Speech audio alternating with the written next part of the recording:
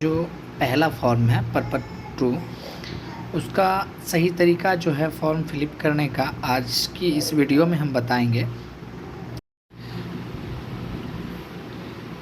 Purpose 2 जब हम form Philip करते हैं तो सबसे पहले राजेश ग्राम, जैसे सर्वे के प्रक्रम में जो है जो गांव का नाम इस्तेमाल होता है उसको राजेश ग्राम कहते हैं। ठीक है, तो जैसे मेरा ज़मीन जो है वो बैकुंठपुर बरहंडा में है। ठीक है, आपका जहाँ भी हो, जिस भी क्षेत्र में हो, जो गांव में है उस गांव का नाम राजेश ग्राम में भरना है आपको। जैसे मेरा बैकुंठपुर बरहंडा में है।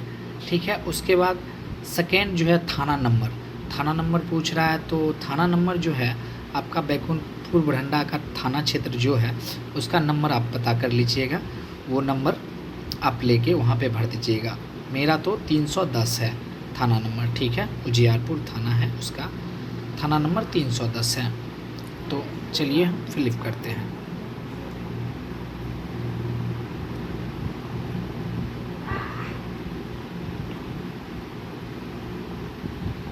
बैकुंठपुर बरहंडा, उसके बाद जो है 310। ठीक है, उसके बाद पूछ रहा है हल्का नंबर। तो हल्का नंबर जो है इसमें डालना ज़रूरी नहीं है। ठीक है, ये जो है हल्का नंबर ये पूर्व में इस्तेमाल होता था जमाबंदी वगैरह में, तो अभी इसका जो है सर्वे में इस्तेमाल नहीं करना है। इस कॉलम को आपको ना खाली छोड़ देना है, इस कॉलम को आपको खाली छोड़ देना है। ठीक है, उसके बाद जो है आपको यहाँ चले आना है पुलिस थाना। ठीक है, तो पुलिस थाना आपका जहाँ हो, ठीक है, जहाँ जिस ज़मीन बैकुंठपुर बरहंडा का जैसे ज़मीन है उस पुलिस थाना, तो मेरा थाना जो है से उजियारपुर है। ठीक है, तो उजियारपुर दर्ज करेंगे यहाँ पे। आपका जहाँ भी हो वहाँ ये फिल करना है, पुलिस थाना जहाँ भी है वहाँ आपको ये फिल कर देना है। उसके बाद अंचल है, अंचल आपका जहाँ है वो अंचल आप जो है देख के डाल लेंगे। ठीक है, तो मेरा तो उजियारपुर अंचल भी है।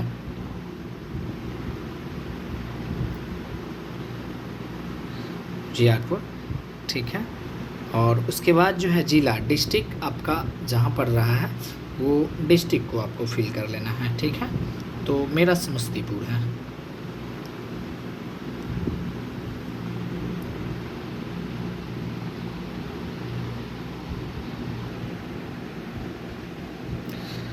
अब ये डिस्ट्रिक्ट भरने के बाद आपको 11 कॉलम का ये टैब बना हुआ है, इसमें आपको अब फिलिप करना है।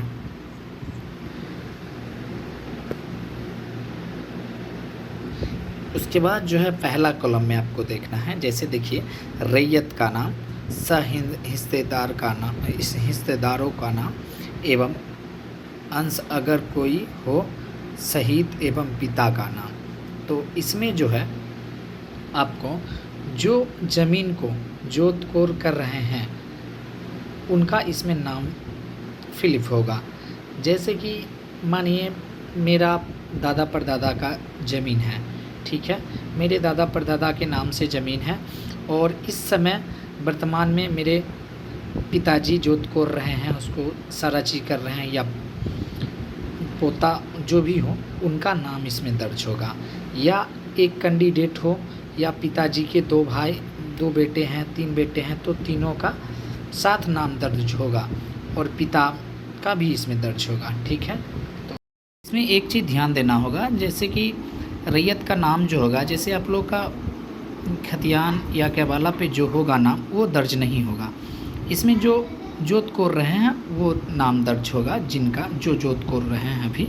जैसे वर्तमान में आपके दादा के नाम पे ज़मीन था और दादा गुजर गए हैं। ठीक है, दादा गुजर गए हैं तो उनके जो वंशज हैं, जो जैसे दादा का जो आपका पिता है उनका 4 भाई हैं मान के चलिए, उसी स्थिति में जैसे फॉर एग्जांपल 4 भाई हैं, दादा का 4 बेटे थे, तो उनको जिन भाई को हिस्सेदारी में चारों भाई को मिलेगा। ठीक है, तो जिनको वो जोत कोर के लिए मिला हुआ है हिस्सा, जिन सभी भाई को बराबर अलग अलग हिस्सा मिला होगा तो वो अलग अलग फॉर्म भरेंगे, ठीक है।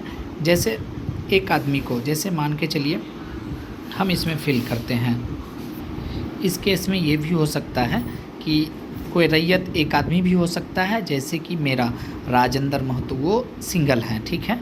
और कोई संयुक्त भी हो सकता है, 2-4 भी ये रैयत हो सकते हैं। तो उस समय में आपको क्या करना है, उस समय में आपको अलग अलग फॉर्म अपने अपने भर के जमा करना है, ठीक है। अलग अलग फॉर्म इसमें नहीं ऐड किया जाएगा, अलग एक फॉर्म भर लेंगे। वो भी जो भी और हिस्सेदार हैं वो भी एक अलग फॉर्म भर लेंगे, और ये भी जो भी है वो अलग अलग भर के अब जमा करेंगे, ठीक है। एक स्थिति और इसमें बनता है, जैसे अब फॉर एग्जांपल मानिए आपके पिताजी का 4 लड़का थे, तो 4 लड़का में बाँट के ज़मीन को अलग अलग करके दे दिया गया है। तो उस समय ये होगा कि आप बाँट के अपना अपना ज़मीन पकड़ के अपना जोत को रहे हैं, तो उनको जो है अलग अलग फॉर्म को भर के फिल करके देना पड़ेगा। और जैसे कि संयुक्त है, जैसे 4 बेटे हैं, अभी एक ही साथ चल रहा है सब चीज़, तो उस समय में आपको चारों बेटे का नाम यहाँ पे दर्ज करना पड़ेगा। उसके बाद लास्ट में पिता का नाम दर्ज करना पड़ेगा। और अलग अलग अगर बाँट के दे चुके हैं और अलग अलग सब जोत को रहे हैं, तो उनको अलग अलग फॉर्म फिलिप करके देना पड़ेगा, ठीक है। तो मेरा पिताजी जो हैं सिंगल भाई हैं, तो उनका नाम पहले कॉलम में राजेंद्र महतो लिखा गया है। उसके बाद जो है पिता सरयुग महतो, पिता करके सरयुग महतो लिख देना है। उसके बाद दूसरे कॉलम की बात करते हैं, स्थानीय पता। स्थायी पता, जैसे कि आपको आपका घर जिस गांव में होगा वो यहाँ पे डलाएगा।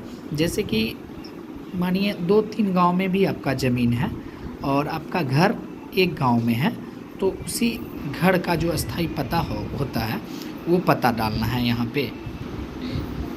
अलग अलग गांव में जैसे आपका ज़मीन है, ठीक है, पर रहते आप एक गांव में हैं, जो अस्थाई पता है आपका वही पता डालिएगा आप। फॉर एग्ज़ाम्पल जैसे स्थानीय पता बैकुंठपुर भरंडा लिख दिए, ठीक है। उसके बाद जो है आपको अंचल लिख देना है यहाँ पे,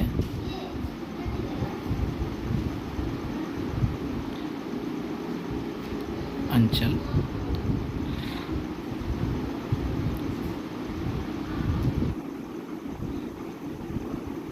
अंचल उजियारपुर है। उसके बाद जो है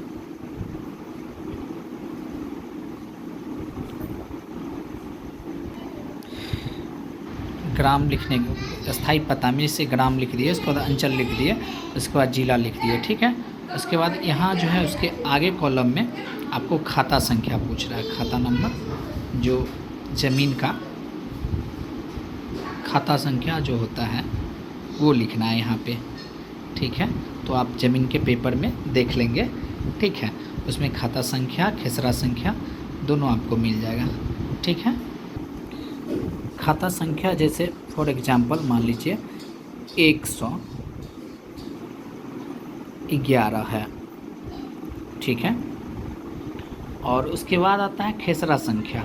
जैसे खेसरा संख्या जो होता है प्लॉट का, जो प्लॉट है ज़मीन का, उस प्लॉट का खेसरा संख्या, जो भी आपका प्लॉट है उस प्लॉट को जानने के लिए कि ये मेरा प्लॉट है, उसी को खेसरा संख्या बोलते हैं, खेसरा नंबर। वो आपको जो भी ज़मीन का आपके पास पेपर है उस पर लिखा होगा खेसरा संख्या। तो चलिए फॉर एग्जांपल 125 मान के चलिए खेसरा संख्या, ठीक है। इसी खाते का ज़मीन और कोई प्लॉट है आपके पास, तो इसी के नीचे आप लिख सकते हैं, जैसे कि 111 खाता संख्या और प्लॉट नंबर आपको जैसे 128 मान के चलिए। जैसे दूसरा कोई ज़मीन है, ठीक है, इसी खाता संख्या में प्लॉट कहीं और है, मतलब अलग है, तो प्लॉट नंबर अलग हो जाएगा खेसरा संख्या, ठीक है। तो इस कंडीशन में आप नीचे लिख के खाता संख्या लिख के और प्लॉट नंबर आप लिख सकते हैं, खेसरा नंबर, ठीक है। उसके बाद जो है रकबा। रकबा का मतलब होता है एरिया, आपका रकबा कितना है। तो एरिया जो है सो गांव घर में देखते हुएगा वो कट्ठा और धूर में चलता है, ठीक है। वो चीज़ यहाँ पे नहीं लिखना है, कट्ठा या धूर। रकबा जो है सो आप सरकारी दस्तावेज में देखते हुएगा एकड़ या डिसमिल में लिखा हुआ रहता है, तो आप यहाँ पे डिसमिल या एकड़ में लिख सकते हैं। जैसे डिसमिल में ही लिख लीजिएगा फॉर एग्जांपल। जैसे आपका रकबा पेपर में लिखा हुआ है फॉर एग्जांपल 4 डिसमिल, तो आपको 4 डिसमिल लिख देना है, डिसमिल लिख देना है, ठीक है।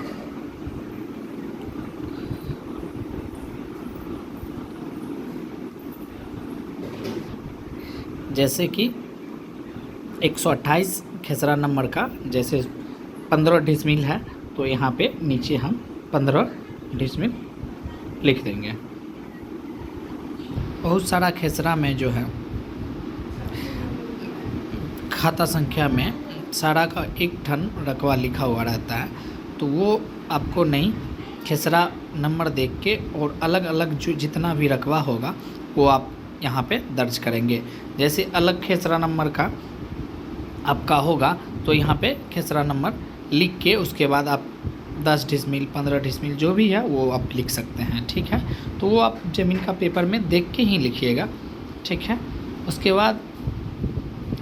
बाद जो कॉलम में चौहद्दी जो आपका ज़मीन है, जैसे कि पहले पूर्वज में मान के चलिए जो चौहद्दी था, मान के चलिए जो पहले जो भी अगल बगल का चौहद्दी वाला जो ज़मीन था वो किन्हीं और के नाम के था। अब जो है सो अब चेंज हो गया है, क्या वाला कोई और करवा लिए हैं, बिक गया जो भी है, तो वो अभी जाके आप देख के पता करके उसके बाद उस चौहद्दी को आप भरेंगे, ठीक है। तो ये चीज़ को जो है अभी आपको पता कर लेना है जाके ज़मीन पे आपका जहाँ भी जिस गांव में ज़मीन है, जहाँ जिस फॉर्म भर रहे हैं उस गांव के ज़मीन पे जाके आप देख सकते हैं। तो आप जाके ही देख लीजिए चौहद्दी को, उसके बाद भर लीजिए, ठीक है। चौहद्दी के बाद अगला जो कॉलम है किस्म ज़मीन। जो किस्म ज़मीन का मतलब है जो ज़मीन को आप किस तरह उपयोग कर रहे हैं। जैसे कि आप उस ज़मीन पे घर बनाए हुए हैं या उस ज़मीन को खेती-बाड़ी में यूज करते हैं, जोत-कोड़ में यूज करते हैं, तो उस ज़मीन पे जैसे कि मानिए घर है, तो घर है तो उस समय में वहाँ पे लिखाएगा आवास्य। जैसे कि देखिए आवास्य लिख सकते हैं, या नहीं तो आप जैसे खेती-बाड़ी हो रहा है तो उस जगह कृषि लिखाएगा,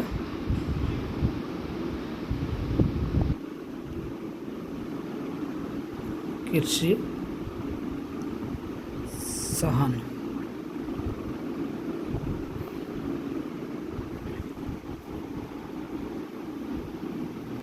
या आप कृषि वाली भूमि भी लिख सकते हैं।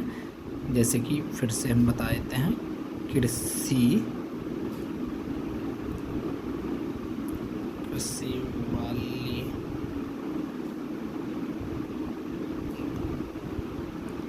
भूमि लिख सकते हैं, ठीक है। देखते हुएगा उस स्थिति में जैसे कि ज़मीन पे आप गाछी पेड़ पौधा कुछ भी लगा देते हैं, तो उस स्थिति में आप वहाँ पे वृक्ष गाछी वगैरह लिख सकते हैं, पेड़ पौधा भी लिख सकते हैं, ठीक है। तो घर हो या खेती-बाड़ी हो तो कृषि वाली भूमि लिख सकते हैं, उसके बाद पेड़ पौधा हो तो पेड़ पौधा लिख सकते हैं। तो उसके अगला कॉलम में शेष को छोड़कर लगान। ज़मीन जैसे कि किस ज़मीन में पोखरी हो या तालाब हो, मछली पालन का कोई बिजनेस कर रहा है या कुछ भी, तो उस समय में आप वहाँ पे पोखरी या तालाब भी लिख सकते हैं। जैसा यूज कर रहे हैं आप उस ज़मीन को उस हिसाब से आप लिख सकते हैं, ठीक है। 8 और 9 कॉलम जो है 8 और 9 ये लगान के लेके हैं। जैसे कि आप लोग देखते हुएगा ज़मीन का रसीद कटाते हैं उस समय प्रति एकड़ के हिसाब से 10 रुपया लगता है। तो शायद अगर आपका दाखिल खारिज हो चुका है, लगान अगर आप पे करते हैं तो उस स्थिति में आप यहाँ पे लिख सकते हैं कि 10 रुपया एकड़ के हिसाब से रसीद में लिखा हुआ रहता है, तो वो लिख सकते हैं, मान के चलिए, ठीक है। अगर नहीं लगान आप पे नहीं कर रहे हैं तो उस स्थिति में जो है ये 8 और 9 दोनों कॉलम को आप छोड़ सकते हैं, नहीं भी कुछ भरिएगा तो चलेगा, कोई दिक्कत नहीं है, ठीक है। अगर पे करते हैं, जानकारी है और रसीद में ऐड है, आप देख रहे हैं, तो आप भर सकते हैं, ठीक है। और नहीं तो नहीं भी भर सकते हैं। अलग अलग ज़मीन का अलग अलग लगान लगता है। जैसे कि ये नॉर्मली ज़मीन के लिए 10 रुपया एकड़ लगता है, तो 10 लिख दिए हैं। वो अलग अलग ज़मीन के लिए रसीद जब आप कटवाते हैं उस समय उसमें लिखा होगा, लगान पे करते होंगे तो वो आप देख के लिख सकते हैं, ठीक है। नहीं तो नहीं भी, ये दोनों कलम को नहीं भी भरेंगे तो चलेगा, लगान पे नहीं कर रहे हैं तो नहीं भी भर सकते हैं, ठीक है। और उसके बाद जो है ये जमाबंदी संख्या, जो दाखिल खारिज नहीं कराए हुए हैं और लगान पे कर रहे हैं तो उस समय जो है लगान जो पे करेंगे उसका वो जमाबंदी संख्या भी यहाँ पे लिखेंगे। और नहीं कर रहे हैं, दाखिल खारिज भी नहीं हुआ है, तो उस समय में आपको ये दोनों कॉलम छोड़ सकते हैं, ठीक है। तो इससे जमाबंदी के बाद जो अगला कॉलम है ये सबसे महत्वपूर्ण है। जैसे ज़मीन पे आप दावा जो कर रहे हैं, किस बेस पे आप दावा कर रहे हैं। भूमि पर दावा का आधार साथ जो उत्तराधिकार, दान, कार्य, बंदोबस्त, अन्य जो दावा आप कर रहे हैं। अगला कॉलम में है भूमि पर दावा का आधार। जैसे आप किस बेस पर आप दावा कर रहे हैं भूमि पर, ठीक है, तो वो आधार जो है आपको बताना है, इस कॉलम में लिख के बताना है। यहाँ पे आधार जो लिख सकते हैं, जैसे खतियानी ज़मीन है किन्हीं का तो खतियानी ज़मीन लिख सकते हैं या उत्तराधिकार लिख सकते हैं, ठीक है। तो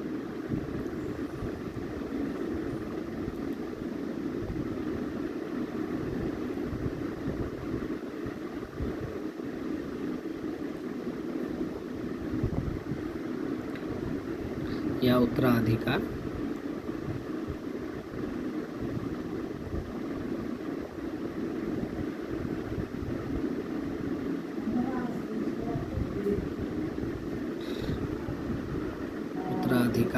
लिख सकते हैं, ठीक है।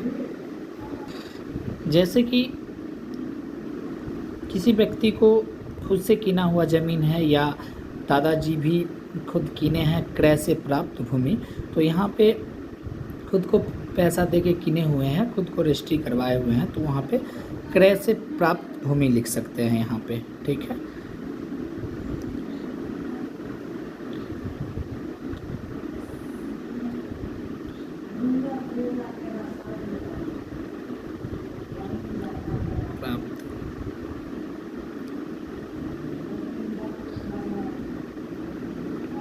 क्रय से प्राप्त भूमि लिख सकते हैं, ठीक है, या केवाला से प्राप्त भूमि लिख सकते हैं, ठीक है, यहाँ पे दर्ज कर सकते हैं आप। कुछ केस में ऐसा होता है, जैसे कुछ गांव में लोग सरकारी ज़मीन पे रहते हैं जिसमें एक पर्चा दर्ज होता है, जो पर्चा उन लोगों को मिला हुआ रहता है, तो उस समय वहाँ पे लिखा जाएगा ऐसा ज़मीन है जो सरकारी है, उस पर पर्चा दर्ज है, उनको मिला हुआ है, तो वहाँ पे लिख देंगे। तो यहाँ पे लिख दीजिएगा बंदोबस्ती पर्चा से प्राप्त भूमि।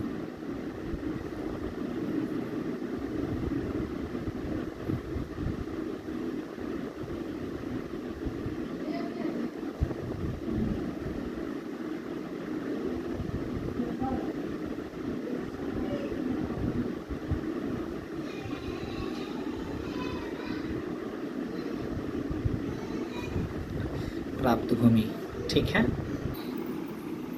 अगर भूदान से प्राप्त हुई ज़मीन है तो आप यहाँ पर भूदान से प्राप्त लिख सकते हैं ज़मीन, ठीक है।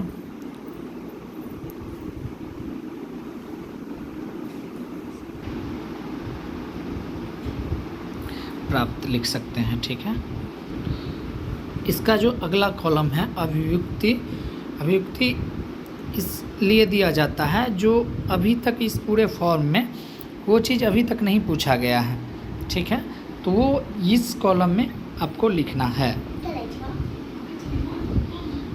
अभिव्यक्ति जैसे यहाँ पे भरा जाएगा, जैसे कि कोई भी ज़मीन है आपके पास पेपर है और उस ज़मीन पे लफड़ा है, कोई व्यक्ति कब्जा कर लिया है और वो आपसे केस मुकदमा भी लड़ रहा है, केस चल रहा है उस ज़मीन पे और आपके पास पेपर है, तो उस समय यहाँ पे दर्ज करना पड़ेगा कि इस ज़मीन पे केस चल रहा है या कोई बाय ज़बरदस्ती कब्जा कर चुका है। तो उस समय में आपको यहाँ पे अभिव्यक्ति में लिख के बताना पड़ेगा, क्योंकि उस समय जो है सर्वे में जब आएंगे तो सर्वे होने के बाद आपको सही जिनका होगा वो उनको करके और नियुक्त किया जाएगा, जो भी है सर्वे होने के बाद। तो ये चीज़ आपको दर्शाना पड़ेगा यहाँ पे कि केस चल रहा है इस ज़मीन पे या कोई बाय ज़बरदस्ती कब्जा करके दखल किया हुआ है, तो उस समय यहाँ पे वो लिखना पड़ेगा आपको।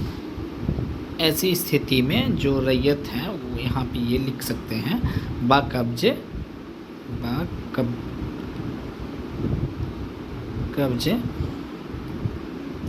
लिखकर जो उसको कब्जा किए हुए हैं उनका नाम लिख सकते हैं, जो किसान लिखे हुए हैं।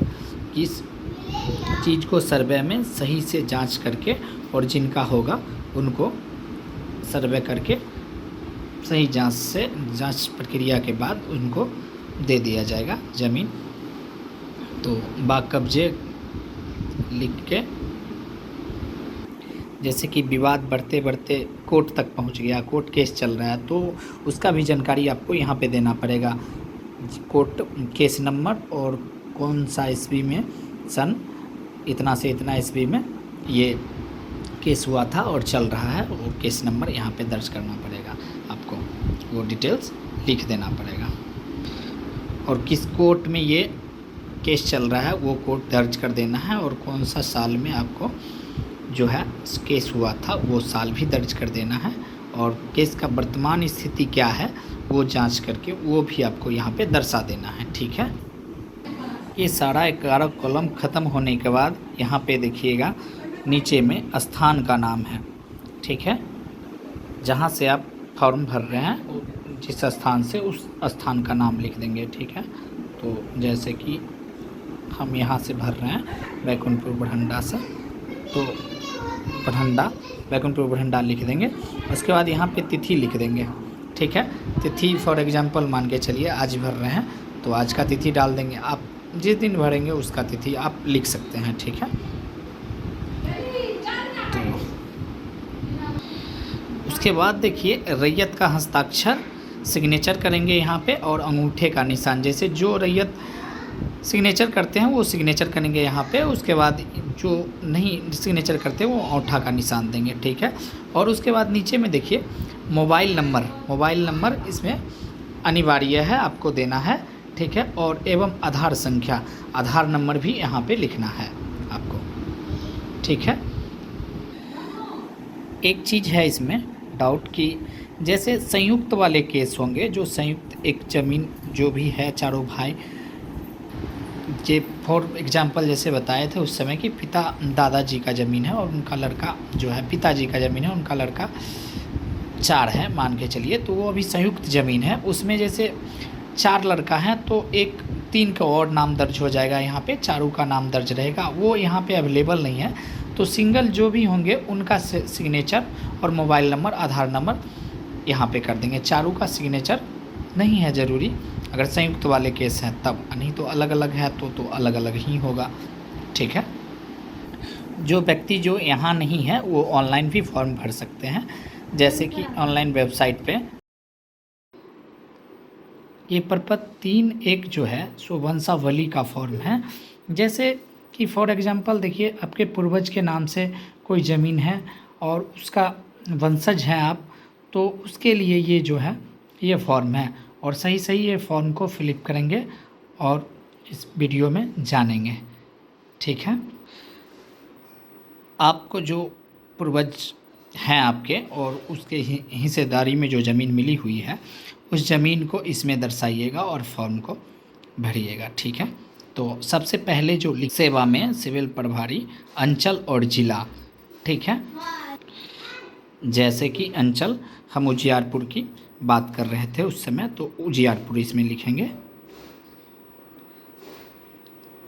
आप जिस ज़िला और अंचल के लिए भर रहे हैं फॉर्म ज़मीन के लिए, उस ज़िला और अंचल का नाम इसमें लिखेंगे। तो हम उजियारपुर के लिए भर रहे हैं तो उजियारपुर अंचल और ज़िला समस्तीपुर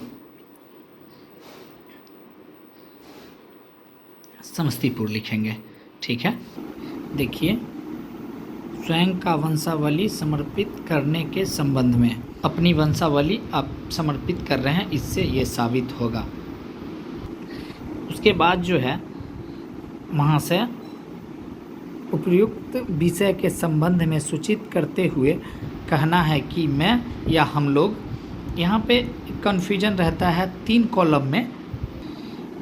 इसमें एक चीज़ कन्फ्यूजन रहता है, यहाँ पर 3 कॉलम है। जैसे कि फॉर्म 2 में हम बताए थे अभी, जैसे जिन संयुक्त ज़मीन में बंटवारा हो चुका है, जैसे कि बंटवारा होने के बाद जो व्यक्ति अलग अलग जोत कोर कर रहे हैं अपना अपना हिस्सा लेके, वो व्यक्ति यहाँ पे सिंगल नेम लिखेंगे और अपना डिटेल्स भरेंगे सिंगल करके। अगर कोई संयुक्त ज़मीन है जो बंटवारा नहीं हुआ है और एक साथ ही संयुक्त वो जोत कोर कर रहे हैं, तो यहाँ पे तीनों आदमी का नाम लिखाएगा। ठीक है। तीनों चारों जो भी हैं वो सारा उनका नाम और इधर भी लिखाएगा।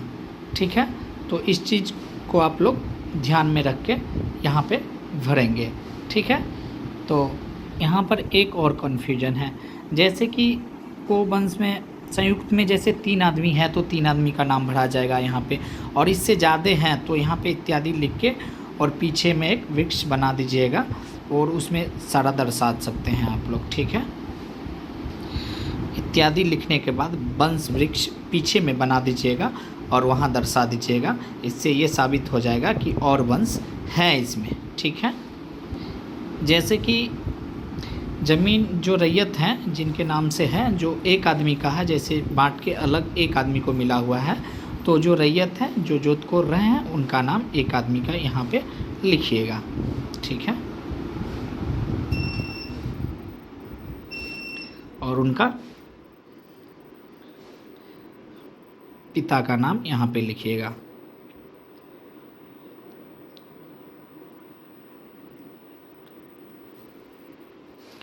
उसके बाद देखिएगा, नाम लिखने के बाद उसके बाद जो है आपको निवासी, जहाँ के आप निवासी हैं वो लिखिएगा। उसके बाद ग्राम लिखिएगा।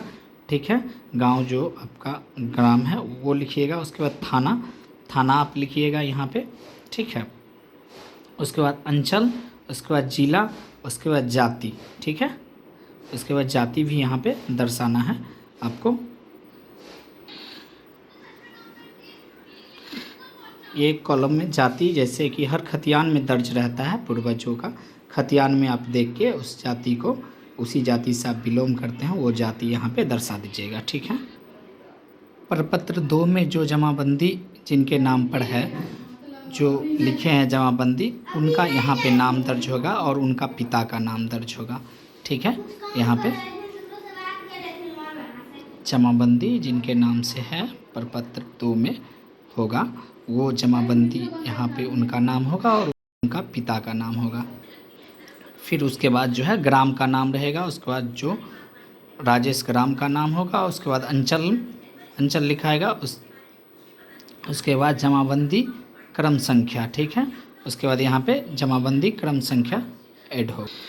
ये जमाबंदी जो संख्या है, जब रसीद वगैरह आप कटवाते होंगे तो उसके ऊपर में लिखा हुआ रहता है जमाबंदी संख्या, वो यहाँ पे ऐड कर देंगे आप। ठीक है।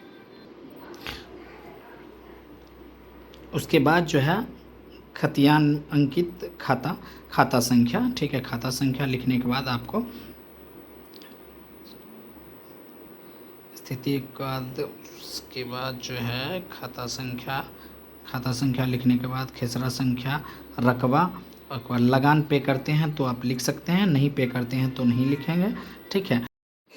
यहाँ पे एक चीज़ का ध्यान रखिएगा आप लोग, ये कॉलम जो है से एकदम बिल्कुल छोटा छोटा है, तो आपको जो खाता खेसरा नंबर है उसके बाद लगान पे कर रहे हैं तो लगान आप लिख सकते हैं, नहीं तो नहीं लिख सकते हैं। तो यहाँ पे एक दो खाता खेसरा नंबर लिखने के बाद यहाँ पे उसके बाद जो है बैक में आप 10-20 प्लॉट है तो उसका जो एक दो यहाँ पे लिख दीजिए। उसके बाद इसका जो सारा जो भी डिटेल्स है वो अगले दूसरे पन्ने में है, वो उस पन्ना में डिटेल्स आप उसमें दर्ज कर दीजिए। ठीक है। यहाँ नीचे देखिए वंश वृक्ष टेबल फॉर्म बनाए। यहाँ देखिए तो वंश वृक्ष टेबल फॉर्म जो है सो इसके पिछले पन्ने में पीठ पे, इस फॉर्म के पीठ पे आप बना सकते हैं। तो इसको चलते हैं पिछले। ये वंशावली जो है इस फॉर्म के पीठ पे वंशावली बना के और सिग्नेचर कर देना है, तो ये 100% मान्यता है। ठीक है। तो चलिए फॉर एग्जांपल एक वंशावली हम बना के बताते हैं।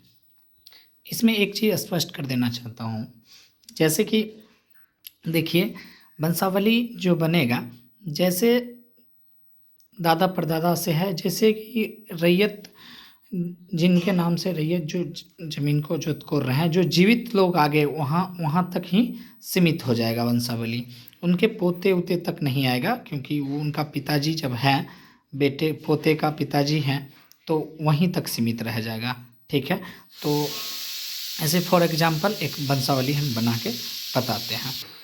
जैसे आपके दादा के नाम से खतियान है, ठीक है, तो वहाँ से स्टार्ट करना है। सबसे पहले ऊपर में हम एक नाम ले लेते हैं, जैसे कि सोनू ले लेते हैं। ठीक है। सोनू आपके दादाजी हैं, सोनू कुमार। ठीक है। और उसके आगे जैसे मृत्यु हो गए हैं, उनका मृत्यु हो गया है, तो आप यहाँ पे स्वर्गीय लगा सकते हैं। ठीक है। उनको जो है अलग से मृत्यु सर्टिफिकेट का कोई ज़रूरी नहीं है, उससे सत्यापित हो जाता है कि मृत्यु हो गए हैं। ठीक है। सोनू का पिता का भी नाम जैसे दर्ज करना पड़ता है, इससे खतियान से मैच होगा। फॉर एग्जांपल स्वर्गीय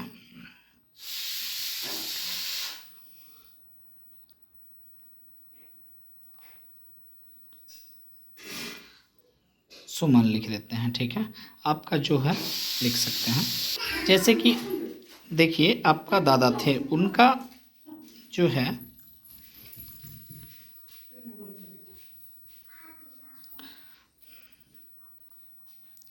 दो पुत्र और एक पुत्री हैं। ठीक है। तो उसी हिसाब से जैसे एक पुत्र का नाम अनिल है, दूसरा का सुनील है, और पुत्री का नाम संगीता है। ठीक है। जैसे कि ये तीन नाम हो गए, अनिल, सुनील और संगीता, तो ये तीनों जीवित है, तो यहीं पे आपका ये बंद हो जाएगा। और नहीं फॉर एग्जांपल मान लीजिए इनका ये अनिल जी अगर मृतक है तो यहाँ पे स्वर्गीय लगा देंगे। ठीक है। स्वर्गीय लगा देने के बाद यहाँ पर से एक कॉलम और खुल जाएगा। ठीक है। और इनका जो भी इनके नीचे जो है इनके नीचे कॉलम में ये उनकी पत्नी होगी, तो मुस्मात लिखाएगा उनका। ठीक है। मुस्मात करके आशा देवी। ठीक है। आशा देवी, और इनके कितने पुत्र और पुत्री हैं ये यहाँ पे लिखा जाएगा। ठीक है। जैसे मानिए इनका भी दो पुत्र हैं, एक पुत्री है। ठीक है।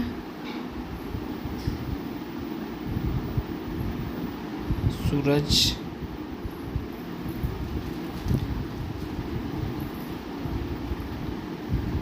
सुमन,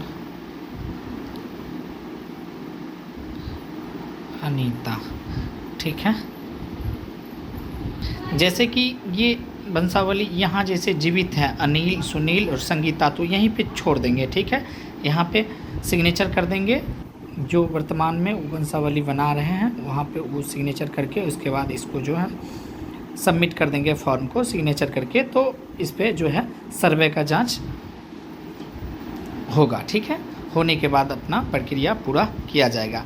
जैसे ये स्वर्गीय थे तो उनकी पत्नी मुसमाइत आशा देवी के पुत्रियाँ जो भी हैं वो सारा दर्शाया गया है। उसके बाद यहाँ पे जो है इस कॉलम में आप पति बना के और सिग्नेचर करके आप इसको सबमिट कर देंगे। ठीक है, तो उसके बाद जो है प्रपत्र 3 का ये जो है फॉर्म जो भरे थे अभी जस्ट उस पर यहाँ पे जो अभी करेंगे जिनका ये नाम से हो रहा है उनका सिग्नेचर यहाँ पे हो जाएगा, हस्ताक्षर। उसके बाद ये क्लियर है।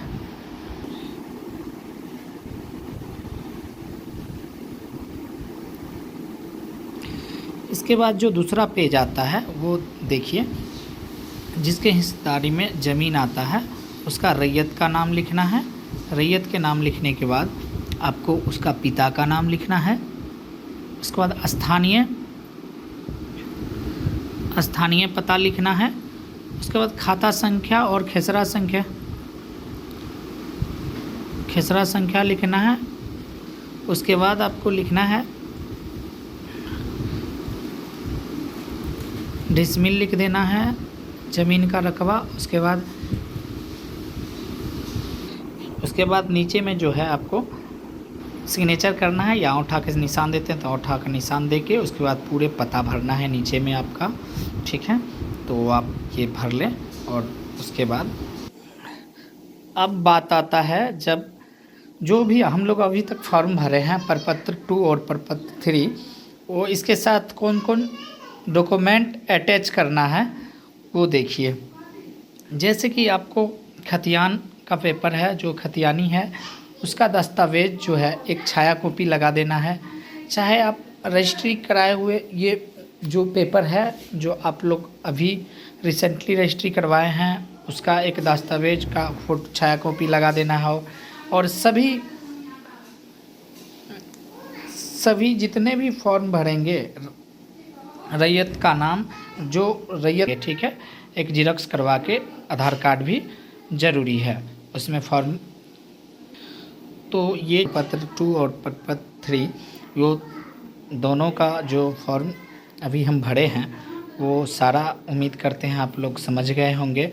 और उसमें जो है खतियानी दस्तावेज है उसका भी छाया कॉपी बताए लगाना है। जैसे एक स्थिति बनता है, जैसे केस है कोई ज़मीन पे कोई अथी पे, तो उसका जो केस का जो भी डिसीजन लास्ट में आया है वो भी छाया कॉपी आपको लगा देना है उसमें। और हर रैयतदार का जो है रैयतदार का आधार कार्ड लगा देना है एक छाया कॉपी। ठीक है, इस फॉर्म के साथ उसके बाद सबमिट करना है। ठीक है, तो उम्मीद करते हैं ये वीडियो आप लोग पूरा देखे हैं और समझे हैं, और थोड़ा भी इधर उधर कीजिएगा, स्किप कीजिएगा तो ये वीडियो में आपको समझ में नहीं आएगा। ठीक है।